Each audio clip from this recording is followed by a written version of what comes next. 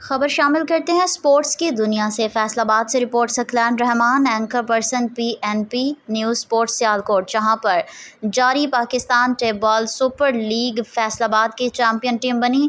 Sherwani sports شاندار کھیل پیش کیا۔ پوری ٹیم نے پاکستان ٹیپ بال کرکٹ کی 6 بڑی ٹیمیں اور آل پاکستان کی ٹیپ بال کے سٹار برانڈز ان ایکشن تھے۔ پاکستان کی تاریخ کا ایک مثالی ٹورنامنٹ تھا۔ چیمپئن کا تاج اپنے سر سجایا۔ ٹیم شیروانی اسپورٹس کراچی نے بات کی جائے اگر بیٹنگ کی تو جیہلم سے تعلق رکھنے والی کلاس ماسٹر سرمد حمید نے ایسی کلاس شو کی کہ فیصل آباد کے باسی ہمیشہ یاد رکھیں گے۔ پورے ایونٹ میں شیروانی اسپورٹس کراچی کی جانب سے دھواں دار بیٹنگ کا مظاہرہ اور ٹوٹل ون مین شو کیا۔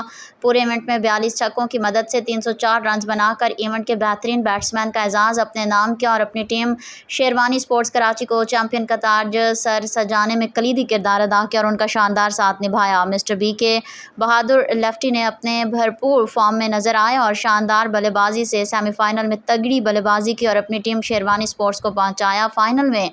فائنل میں بھی دونوں کی جانب سے بہت ہی شاندار بلے بازی ون سائڈ کیا میچ کو۔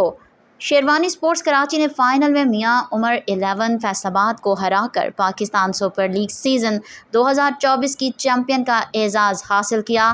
سرمد حمید، عمران خان بہادر لیفٹی، داؤد پٹھان بیٹنگ میں، جبکہ عرفان نونا، ماجد گولی، نینی فنگر، ذبیح اللہ کی شاندار باؤلنگ پرفارمنس۔